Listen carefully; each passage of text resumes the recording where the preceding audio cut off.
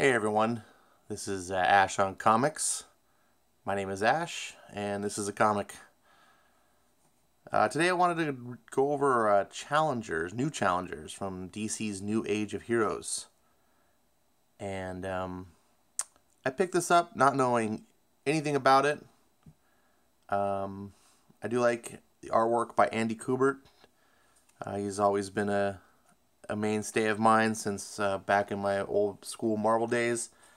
And I've found that I do like Zack Snyder's writing, what little I've read of his. So I figured this would be up my alley, perhaps. And since I've never been a huge DC fan, most of the traditional titles from DC don't really reach out to me. I'm trying to be open-minded, and I'm learning that it's worth the effort. But just I have to. I don't know. I guess I have to be convinced. I have to dive in and be able to appreciate titles like Hawkman and Aquaman and some of the other books that I've always just sound like, oh, it just sounds cheeseball.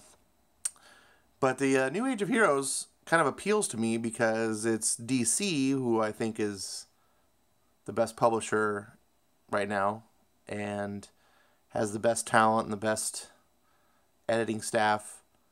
And this New Age of Heroes line kind of feels Marvel style.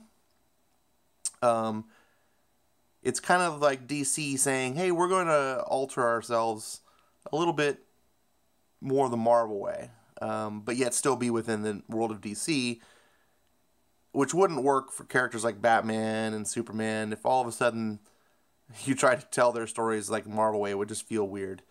But these guys are kind of like an open book, these new titles, and it's for me, it's kind of a good jumping on point to do something new. So New Challengers apparently is an older book. I didn't realize this until I started looking into these titles. There used to be a Challengers of the Unknown, and it's a book about a group of heroes that are dead. They've come back from the dead, or they're somehow stuck in between life and death. And they have a limited amount of time before they expire and actually permanently die.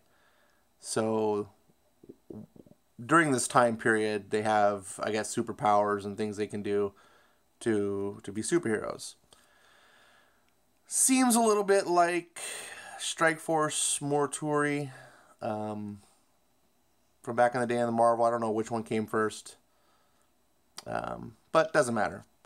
I'm treating this like a new book, and this is what we got. Scott Snyder and Aaron Gillespie as writers, with Andy Kubert on pencils and Klaus Janson inking. It opens up, got a plane flying in a storm, some private pilot who's been commissioned to fly by this mysterious antagonist or protagonist, I'm not sure which, to go somewhere. He gets kind of spooked, doesn't want to do it, says, I paid you a lot of money. The pilot decides that it's not worth it and he's going to turn around, but Mr. Mystery over here decides he's going to toss him out of the plane. His mission's too important. And his plane goes into a mountain and goes inside. He's got this artifact, however, that looks like it gets lost.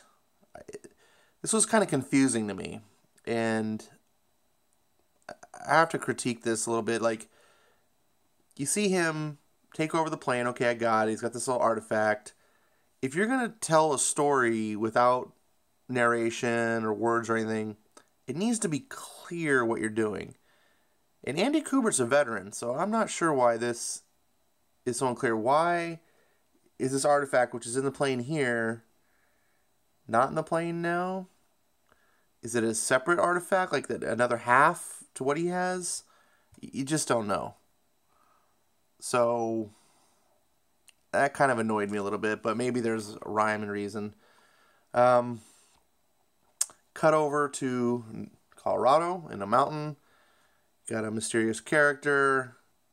There's this machine where she gets teleported into. What the hell's going on? She's got this tattoo. Don't know what it's about. Kind of a mystery. And then another guy warps in. He seems to be some sort of special ops guy with military training. The dialogue's here is not bad, but it's a little, I don't know. It just feels not amateur, but just, I don't know, just so mediocre. I feel like they're trying to expedite the story so quickly to just get things rolling that they're forsaking the what would feel like natural dialogue, if that makes sense. So the characters don't really come across realistic. They come across really antsy, barking at each other, behaving in ways that just don't feel very realistic. But as a longtime comic reader, you can kind of know, well, this is just trying to move the story along. This big guy comes in and he's like, "Rah, you ever don't tell me what's going on now. I'm gonna start smashing stuff." You know, it's just like, I don't believe people would really behave that way. But like I said, he just trying to move the story along. So then we get a flashback here to the first girl that we saw. She's some sort of healer, and she's got this little, I don't know what you'd call this, holistic, not a pharmacy, but I don't know. She does, like, the medicines and so forth. She's got her little old school clients that, come and depend on her for healing. Some guy who's apparently a gangbanger, she's helped. And then all of a sudden you hear some rumbling, and it's like, crash on the floor. What's going on? Oh shit, meteors are coming down the sky. There's a Justice League. Oh, they're not actually meteors. They're aliens. Looks like that thing from Star Wars and The Force Awakens. Roth, what were those things called? Roth? I forget what they're called. But anyways, they weren't very memorable. Well, they were memorable, but not in a good way. So she ends up, she's one of these people. She lives for the people, and they're her people. She's got to defend them. So she's got a knife, and she attacks it, and uh-oh.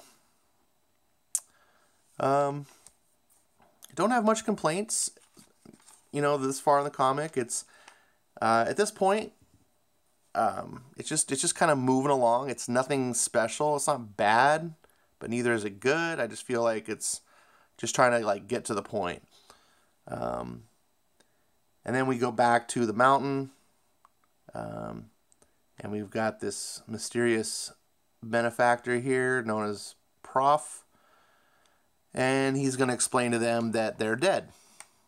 And here we have all the previous challengers of the unknown that have preceded them. This is a hologram, apparently. And he's trying to brief them on the subject of, that they have one last chance, essentially, to make a big difference and save the world. And here we have the Hall of Fame, I guess, of the challengers. These guys are the best, and he says, I expect you guys to do better. Blah, blah, blah, blah. It's all pretty cookie cutter at this point, just... It's not bad, but it's nothing super unique and original. It's just fine and enjoyable. One guy doesn't like it. He's going to go away, and he goes through this portal, and he's got to tell him, "Oh yeah, by the way, that little tattoo that you have on your wrist, that's an hourglass, and that shows how much time you have left. And when you first come to the mountain, you sort of have to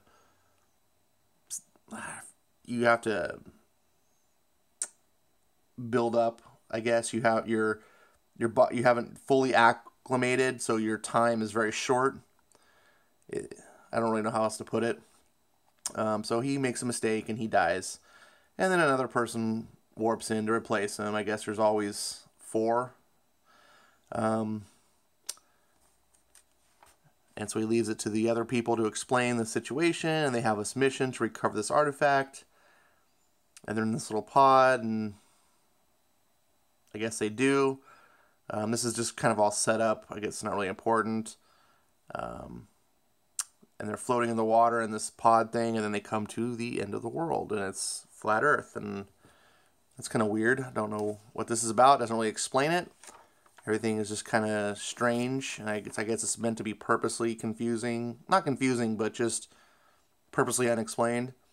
Now we got a big monster, and oh no, they're gonna deal with it. We see the mysterious benefactor Prof talking to his little robot companion, kind of plotting around his kind of overseeing like his plans of how this guy kind of runs the show.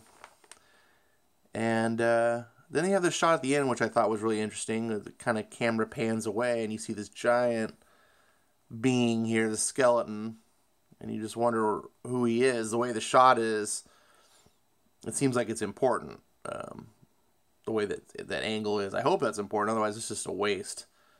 And then he has a piece of that artifact. I don't know if it's the same one or a different one. Again, it's confusing. And it just ends, he says, we're close. So, not a lot happens in this book. It just sort of sets up like, hey, there's these challengers. Here's what they are. Here's who kind of leads them. And that's it. It's a real brief introduction. Get you right up to speed. The bad thing is it doesn't have any real depth to it. It's not taking its sweet time the way the Immortal Men are. But the good thing is it's jumping right into it. I expect next issue to be right in, into probably their first mission and doing something. Where, as an example, Immortal Men, we're going to be coming up on issue 4 here, and we don't even know who the main character is. I mean, we know who he is, kind of, but we don't know. The mystery is who is this guy and why is he important? And it's really taking its time developing. I prefer that. Some people have critiqued that. I suggest that maybe those people will prefer this book because it's just jump right in. Another thing about this book that I thought the whole time I was reading it, I was like, you know what? This book feels like Richard Meyer from Diversity in Comics. He talks about, if you ever listen to him, he talks about his comic ideas, and he's got his Jawbreakers and things like that.